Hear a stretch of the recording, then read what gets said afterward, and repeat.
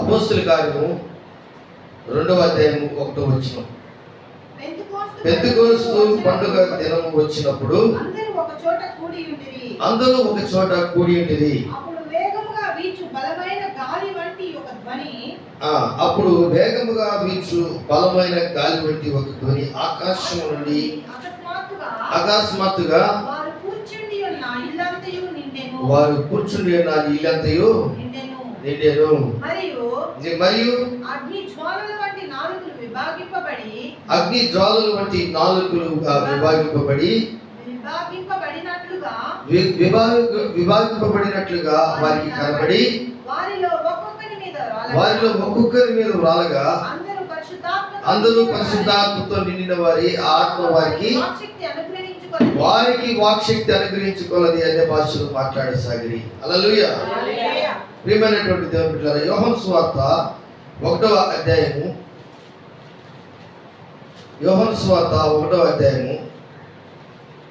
32వ వచనం చదవండి.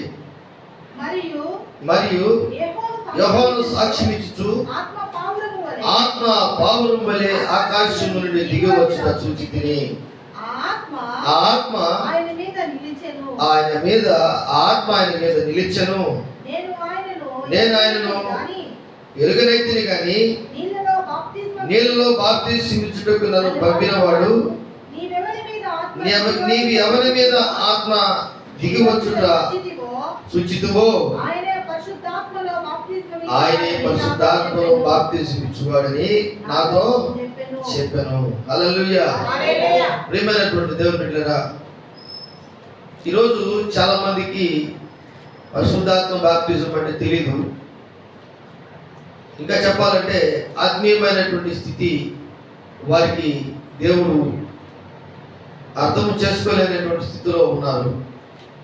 కానీ ప్రభు అయినటువంటి దేవుడు దేవుని వాక్యము ద్వారా, దేవుని వాక్కుల ద్వారా మనము ఆత్మీయ స్థితిలో ముందుకు వెళ్ళుటకు, దేవుని శక్తిని పొందుకున్నటకు లూకాసు వార్త 3వ అధ్యాయము 15వ వచనం, 16వ వచనం, 17వ వచనం కూడా చదవండి. మీకు ఇంకా బాగా అర్థమవుతుంది. ప్రజలు కనిపెట్టుచు ఇతడు క్రీస్తు ఉండినేమో అని అందరూ యోహానును గూర్చి తమ హృదయములలో ఆలోచించుకొనుచుండగా యోహాను నేను నీళ్ళలో మీకు బాప్తిస్మం ఇచ్చుచున్నాను, అయితే నాకంటే శక్తిమంతుడు ఒకడు వచ్చుచున్నాడు, ఆయన చెప్పుల వారిని విప్పుడుకును నేను పాత్రుడు కాను, ఆయన పరిశుద్ధాత్మలోను అగ్నితోను నీకు బాప్తిస్మం ఇచ్చును. మనం బాప్తిజం తీసుకున్న తర్వాత ఇంకా 2 బాప్తిజాలు మనకు ముందు వెనక మన తదనంతరం బాప్తిజం తదనంతరం ఆత్మీయంగా పరిశుద్ధాత్మలో అగ్ని చేత అనగా పరిశుద్ధాత్మ అభిషేకము అగ్ని బాప్తిజం. అది ఉదాహరణ మేడగది సహవాసంలో జరిగింది.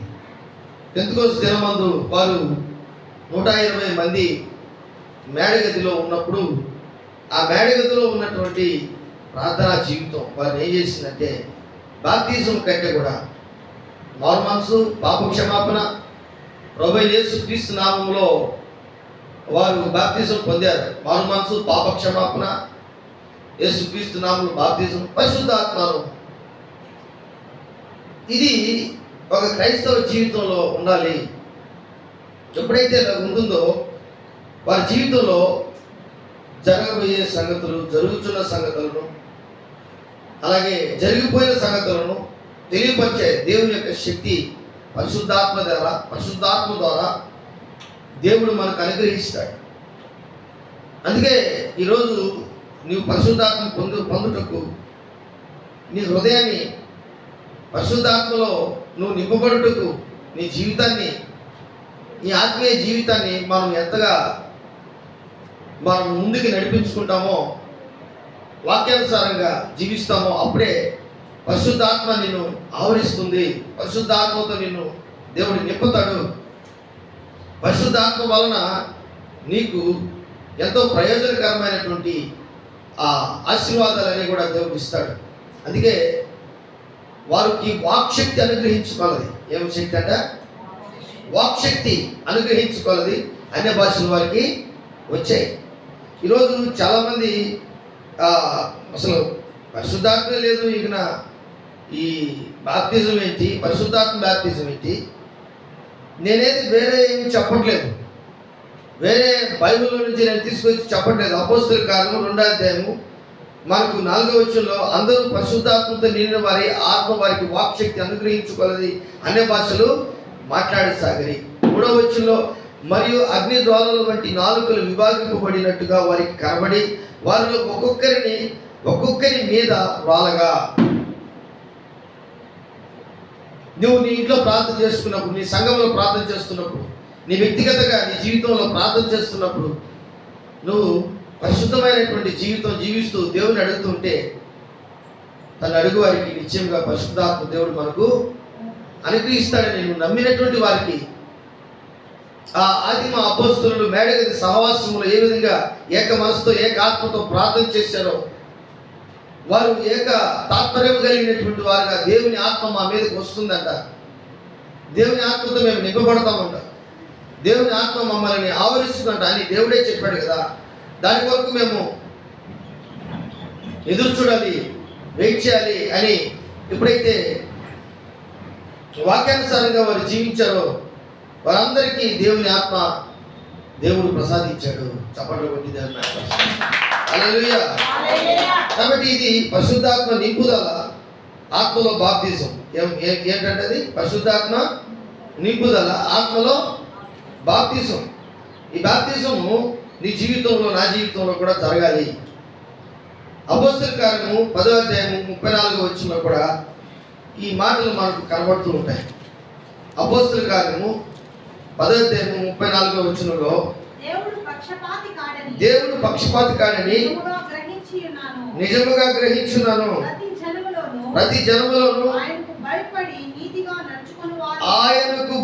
నీతిగా నడుచుకుని వారిని ఆయన అంగీకరించును. హల్లెలూయా, హల్లెలూయా, హల్లెలూయా. నిన్ను అంగీకరించాలి దేవుడు.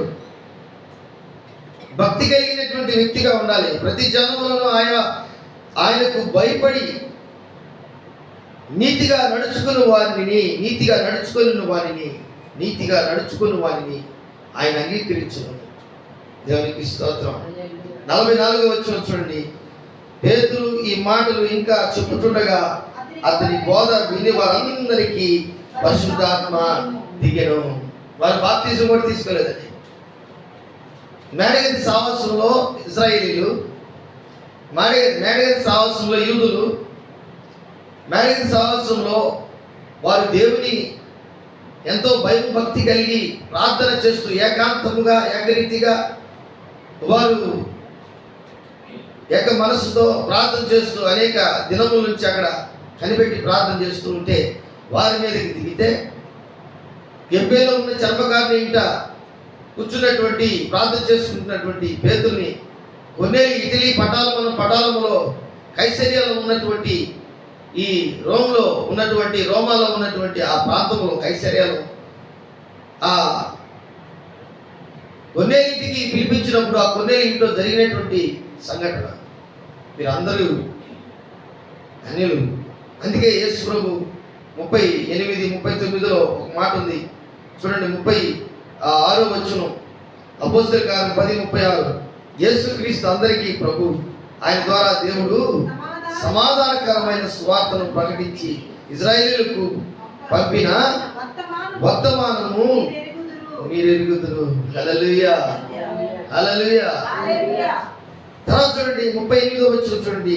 అదేదనగా దేవుడు నజరేయుడైన యేసును చూడండి, నజరేయుడైన యేసును పరిశుద్ధాత్మతోను శక్తితోను అభిషేకించను నన్నునదియే. దేవుడు ఆయనకి తోడైందని కనుక ఆయన మేలు చేయొచ్చు, అపవాది చేత పీడింపబడిన వారందరినీ స్వస్థపరచుచు సంచరించుచును. చప్పట్లు కొట్టి దేవుని నువ్వు పరిశుద్ధాత్మ పొందావంటే నీ పక్కన ఉన్నటువంటి అపవాది చేత పీడింపబడుతున్నటువంటి వారికి కూడా దేవుడు నువ్వు ప్రార్థన చేస్తే విడుదల కలిగిస్తాడు. హల్లెలూయా. సపోజ్ ఒక ఒక ఒక బిడ్డ ఒక దగ్గర పనిచేస్తున్నటువంటి ఆ బిడ్డ దగ్గర ఎంతో పవిత్రాత్మ ఉంది, అభిషేకం ఉంది, పరిశుద్ధాత్మ నడిపింపు ఉంది. అయితే ఆ వ్యక్తి పక్కన ఒక దురాత్మ కలిగినటువంటి ఒక బిడ్డ ఉంది. ఆమె భయంకరమైన పరిస్థితిలో ఉంది. ఈ పవిత్రాత్మ కలిగినటువంటి పరిశుద్ధాత్మ కలిగినటువంటి ఈ వ్యక్తి చిన్న ప్రార్థన చేసిన ఆ పక్కన ఉన్నటువంటి వ్యక్తికి స్వస్థత, దేవుడు విడుదల అన్ని కూడా దేవుడు అనుగ్రహిస్తాడు. కారణం ఏంటంటే నీవు ఆత్మచేత నింపబడినావు కనుక. చప్పట్ల కొట్టి దేవుడు హల్లెలూయా. అందుకే ఈ మాటలన్నీ కూడా మాట్లాడుతున్నటువంటి ఆ పేతురు జీవితంలో చూడండి 47వ వచనం చూడండి. అందుకు పేతురు మనవలే పరిశుద్ధాత్మను పొందిన వీరు బాప్తిస్మం పొందకుండా ఎవడైనను నీళ్లకు ఆటంకము చేయగలడా అని చెప్పి యేసుక్రీస్తు నామమందు వారు బాప్తిస్మం పొందవలెనని ఆజ్ఞాపించెను. తర్వాత కొన్ని దినములు తమ యొద్ద ఉండమని వారు అతన్ని వేడుకునిరి. పేతురుని వేడుకున్నారు. బాప్తిస్మం వారికి లేదు, కానీ వారు దేవుని వాక్యం వింటున్నప్పుడు పరిశుద్ధాత్మతో నింపబడినటువంటి వారుగా మార్చబడ్డారు. ఈ దినమందు నీ జీవితంలో కూడా నువ్వెంత భక్తిగా ఉంటావో ఆ భక్తి విశ్వాసతలను బట్టి, యథార్థత పవిత్రతను బట్టి, ఆ నమ్మకాన్ని బట్టి, నీలో ఉన్నటువంటి ఆ మంచి హృదయాన్ని బట్టి దేవుడు నిన్ను ఆత్మతో నింపుతాడు. నీలో ఉన్నటువంటి భయం భక్తిని బట్టి, యథార్థతను బట్టి నింపుతాడు. అపోస్తలుల కార్యము 9వ అధ్యాయము 17 నుంచి మనం చదవండి. అపోస్తలుల కార్యము 17 నుంచి 18 వరకు చదవండి. అననీయ వెళ్ళి ఆ ఇంట ప్రవేశించి అతని మీద చేతులుంచి సౌలా సహోదరుడా నీవు వచ్చిన మార్గములో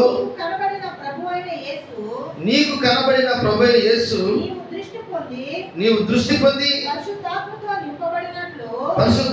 నింపబడినట్లు నన్ను పంపి ఉన్నాడని చెప్పాను. అప్పుడే అతని కన్నుల నుండి పొరల వంటివి రాలగా దృష్టి కలిగి లేచి బాప్తిజం పొందెను. తర్వాత ఆహారము. ప్రియమైనటువంటి దేవుని బిడ్డలారా, ఇక్కడ దమస్కులో ఉన్నటువంటి ఆ ప్రాంతంలో ఉన్న అన్నయ్య దమస్కులో ఉన్నటువంటి క్రైస్తవుల్ని చంపాలని పురుషులను స్త్రీలను ఆయన యెరూషలేము నుండి అధికారం తీసుకొని ఆయన ఒక అధికార పత్రం తీసుకొని దమస్కులో ఉన్నటువంటి క్రైస్తవులందరినీ చంపాలని పోతుంటే దేవుడు ఎదురుపడ్డాడు. దేవుడు ఎదురుపడి ఆయన కళ్ళు పోగొట్టాడు. 3 రోజులు గుడ్డివాడైపోయాడు. దేవుని స్వరం విన్నాడు. ఆ దమస్కులో ఉన్న ఆ సన్నని ఇంట్లో అతను ప్రార్థన చేస్తూ, ఆయన చిన్న ఇంట్లో ప్రార్థన చేస్తూ 3 రోజులు గుడ్డివాడై దేవుని వేడుకుంటున్నాడు. ప్రభువా, నన్ను కనికరించు ప్రభువా, నన్ను మార్చు నాయన, నా పాపమును తీసేయి ప్రభువా. అననీయకి దేవుడు చెప్పాడు, అననీయ అది వెళ్ళి సౌలు అనబడినటువంటి వ్యక్తి, తార్సువాడైనటువంటి ఆ సౌలు ఆయన మీద చేతులుంచి నువ్వు ప్రార్థన చేయి. ఆయన గుడ్డివాడిగా ఉన్నాడు. ఆయన ఎన్నో బాధలు పడుతున్నాడు. ప్రార్థన చేస్తున్నాడు. నాకు 3 రోజుల నుంచి గుడ్డివాడిగా ఉన్నాడు. నువ్వు వెళ్ళి ఆయనకి ప్రార్థన చేయి అంటే అననే చెప్తున్నాడు. ఆయన దోషకుడు, హింసకుడు, హానికరుడు, ఆయన చాలా దుర్మార్గుడు. యెరూషలేములో ఉన్నటువంటి ఆ దేవుని బిడ్డలందరినీ చాలా హింస పెట్టారు క్రైస్తవులందరినీ. అంటే ఇప్పుడు గుడ్డివాడిగా ఉండని ప్రభు అని ఆయన ఉద్దేశాన్ని, అననీయ ఉద్దేశాన్ని యేసు ప్రభువుకి చెప్తున్నాడు. యేసు ప్రభు ఏమంటున్నాడు? ఆయన అన్ని విషయాల్లో నాకు నా విషయంలో ఆయన కష్టాలు అనుభవించాలో, ఎన్ని బాధలు అనుభవించాలో, అతడు ఎన్ని శ్రమలు అనుభవించాలో అన్నీ నేను నా విషయంలో ఎన్ని శ్రమలు అనుభవించాలో అవన్నీ కూడా నేను అతనికి తెలియపరుస్తాను. నువ్వు వెళ్ళి దృష్టి కలిగినట్లుగా ఆయనకి ప్రార్థించి. దేవుని బిడ్డలారా, ఈరోజు ప్రభుకి వ్యతిరేకంగా ఎవరైతే జీవిస్తున్నారో వారందరికీ ఒకరోజు షాట్లు తగులుతాయి. చూడండి, ఒక అద్భుతమైన మాట చదువుకున్నాం కదా, ఆ మాట చూడండి, 18వ వచనం చూడండి. అప్పుడే అతని కన్నుల నుండి ఏమైనాట,